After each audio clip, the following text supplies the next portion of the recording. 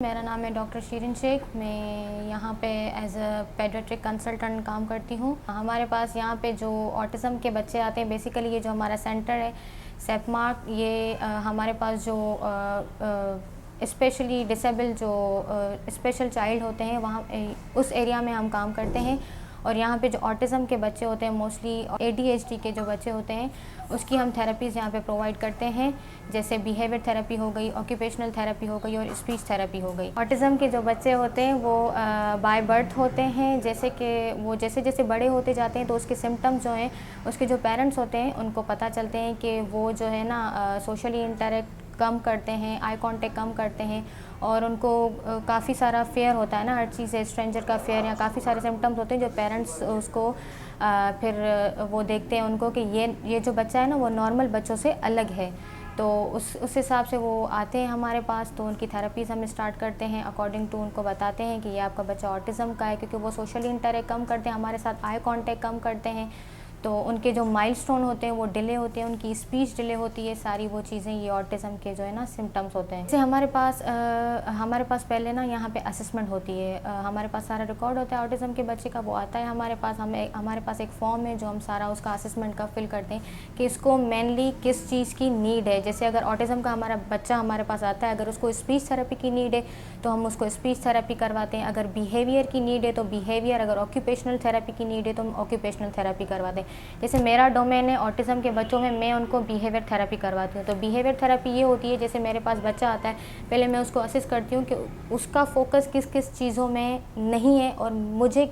उसके किस एरिया पे काम करना है। मैं उनको सारा, मतलब जो मेरे पास आते हैं उनको सारा, वो हमारे पास काफ़ी सारे टॉयज़ वगैरह हैं, जैसे एक्टिविटीज़ हैं काफ़ी सारी, बॉल के साथ एक्टिविटी करवाते हैं, काउंटिंग्स वगैरह, जैसे जैसे वो नॉर्मल बच्चों की तरह बिहेव नहीं करते, उनको काउंटिंग्स भी नहीं आती हैं, उनको कलर्स की आइडेंटिफिकेशन नहीं होती, उनको अपने बॉडी पार्ट्स की आइडेंटिफिकेशन नहीं होती, सारे अल्फ़ाबेट्स उनको नहीं आते, वो प्रॉपर वर्ड्स भी नहीं बोल पाते। तो वो सारा हम उस डोमेन पे काम करते हैं, उनको प्रॉपर वर्ड्स बोलना सिखाते हैं, उनको एक्टिविटीज़ करवाते हैं, उनको उनके कलर्स की रिकग्नाइजेशन बताते हैं, जो हर चीज़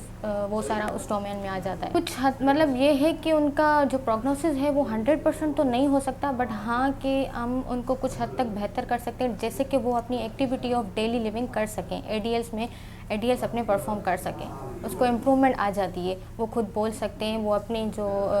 वो अपना नाम नहीं पहचान पाते हैं, उनको स्ट्रेंजर का फियर होता है, तो वो उन थेरेपीज़ के साथ वो उसमें रिकवरी आ जाती है। वही न्यूट्रिशनल डेफिशिएंसी होगी, कोई प्रेगनेंसी के दौरान जो हमारा ड्यूरेशन होता है 9 मंथ्स का, उसमें कोई एज सच कोई इशू आ जाए, मदर के साथ कोई हो जाए, या बाय बर्थ हो, या तो हमारे डीएनए में कोई ऐसे हमारी फैमिली हिस्ट्री हो कोई, तो फैमिली हिस्ट्री में कोई ऐसा पीछे हो कोई बच्चा, तो उस वजह से हमारे डीएनए में ऐसे ऑटिस्टिक बच्चे होते हैं। हाँ, ये है कि हमें एक अवेयरनेस करनी चाहिए, अवेयरनेस प्रोग्राम करने चाहिए कि जैसे अगर फॉर एग्जांपल हमारे सोसाइटी में ऐसे बच्चे पैदा होते हैं, तो जैसे वो बच्चा बड़ा होता है कि उन पेरेंट्स को ऐसे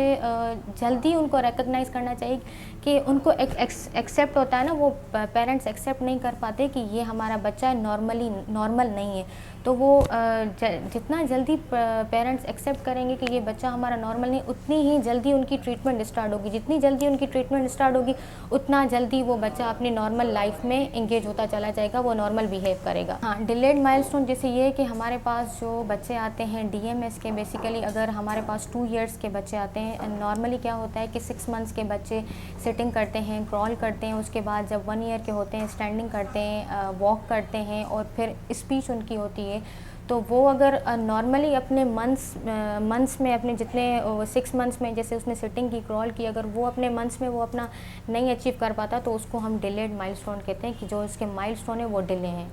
जैसे कि हमारे पास पेरेंट्स आते हैं, एक तो मेन है हमारे पास काउंसलिंग, हम उनको काउंसलिंग करते हैं कि जैसे आपका बच्चा है, कि अगर उनको पता नहीं है, अवेयरनेस नहीं है, वैसे तो हमारे पास यहाँ पे जितने भी पेरेंट्स आते हैं उनको पता होता है हमारा बच्चा ऑटिस्टिक है, अगर जिनको पता नहीं है तो हम उसको प्रॉपर काउंसलिंग करते हैं कि आपका बच्चा है जो ऑटिज़म का शिकार हो रहा है, और उनकी यहाँ पे हम प्रॉपर थेरेपीज़ करेंगे, जैसे बिहेवियर, ऑक्यूपेशनल, जैसे मैंने बताया, स्पीच थेरेपी, और आगे भी चल के इनकी कुछ टाइम डिपेंड करता है वो बच्चा कितना हमें रिस्पॉन्स करता है, जितना हमें अच्छा रिस्पॉन्स करेगा उतनी उसकी रिकवरी जल्दी होती चली जाएगी। और हम होम प्लान भी बताते हैं पेरेंट्स को कि वो जैसे हम करते हैं यहाँ पे उनकी एक्टिविटीज़ वगैरह, वो उनको हम घर के बारे में भी बताते हैं कि ये सारी एक्टिविटीज़ आप आप उसको घर पे परफॉर्म करो ताकि रिकवरी फास्ट हो जाए।